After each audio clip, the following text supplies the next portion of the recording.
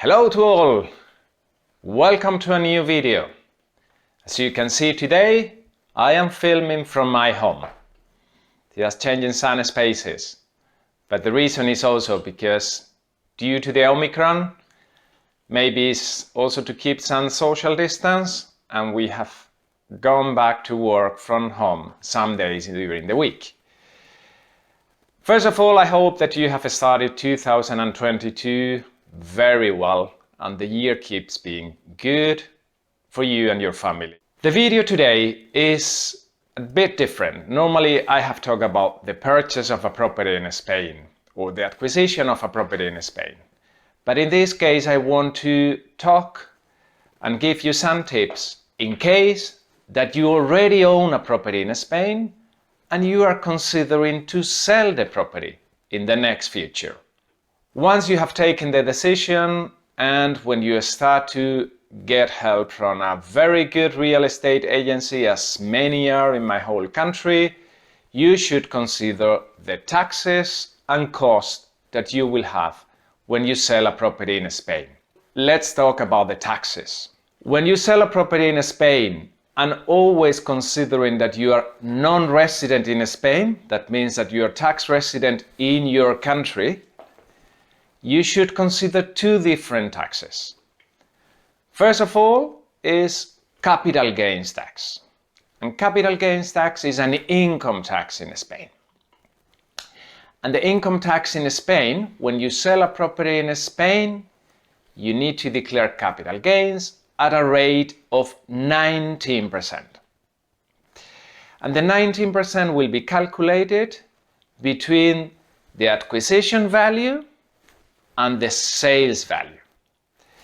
The acquisition value is the purchase price when you bought the property plus the tax that you paid and the legal cost that you had. That will give you the acquisition value. And the sales value is the price that you will sell for, deducting some cost as a real estate commission, the lawyers or advisory firms, and the second tax I will talk later on, which is the local plus valía tax. The difference between the sales value and the acquisition value will give you the gain that you have made on the sale of a property. On that gain, the tax to pay is 19%. But in your case, and as I said before, I'm considering when a seller is non-resident in Spain, the Spanish law obliges the buyer to retain 3% on the price at completion when you go to the notary to sign the sales deed. At that moment, the buyer has to retain 3% on the price and pay that retention to the tax office in your name.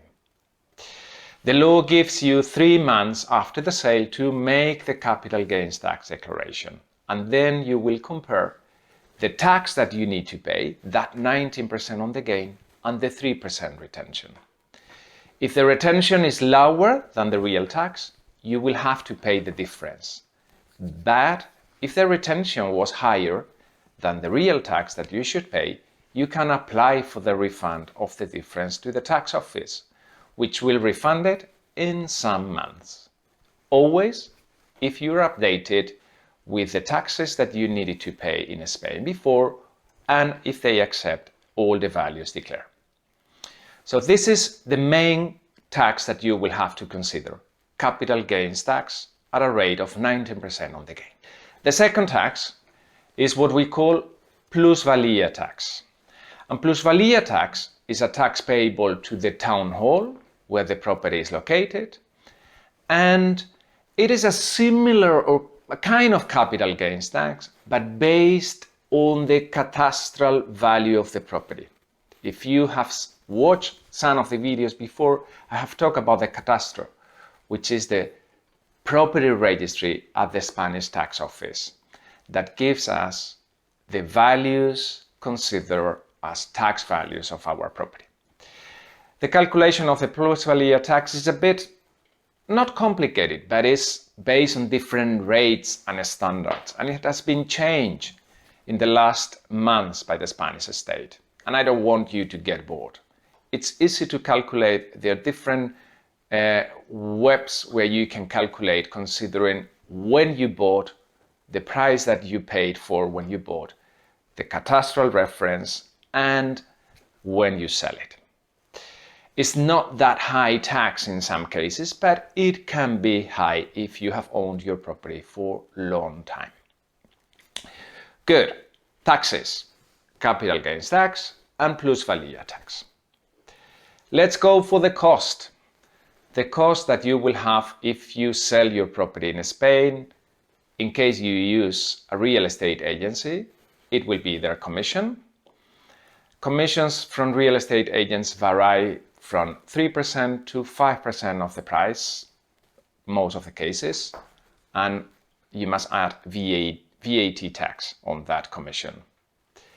Then, if you use a lawyer or if you use an advisor, it will be their fees that normally are around 1% on the price, maximum, plus VAT.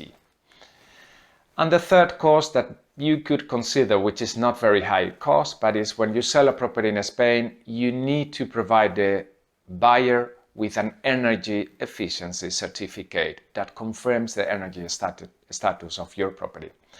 And that cost will be around 100 or 200 euros. So together with the taxes, we have three main costs: real estate agent commission, lawyers or advisors firm fees, and energy efficiency cost. Good. So we have seen a little bit or talked a little bit about the cost and taxes involved in the sale. And I want to finish this video with two recommendations that are important regarding the documentation that you need to have prepared and ready for a potential buyer, for a nice buyer that will buy your wonderful property. And it is important that you get a copy of the first occupancy license. We have talked about this license in different videos before, and this is the license that the town hall provides to your property or to the building where your property is, if we talk about an apartment, to your house when the house or the building was finished. That first occupancy license makes your property to be really and full available to be inhabited.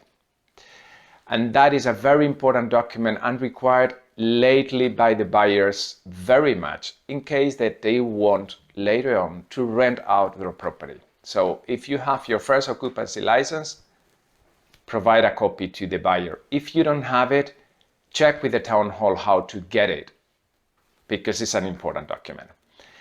And then a second recommendation that when we help a buyer to buy a property in Spain is that we require in some cases a certificate from the town hall confirming that the house or the apartment has no infraction against the building law of the municipality. That means that nothing has been built without a proper license or something has been changed having a proper license. So if you are considering about selling an apartment or a house in Spain, it's also recommendable to get that certificate from the town hall. It will make the buyer to feel safer and more confident on their decision. Good. So this is the idea: taxes, cost regarding the taxes, capital gains tax, and plusvalía tax. Do not forget them. These are the main costs that you will have. Regarding the cost, real estate agency commission, lawyers or advisor firm fees, and energy efficiency certificate fees. And finally, the two recommendations. Have a look if you have your first occupancy license, and secondly, provide the buyer with a certificate of non-existing infraction against the property. That will make the process safer and quicker for you as a seller. Good. So that was the video today. Thanks a lot for following my channel and my videos. If you like them, do not forget to make this or to subscribe in my channel. You will get good tips and recommendations in case that you want to own or sell or enjoy a property in Spain. Thank you again. All the best. Bye bye.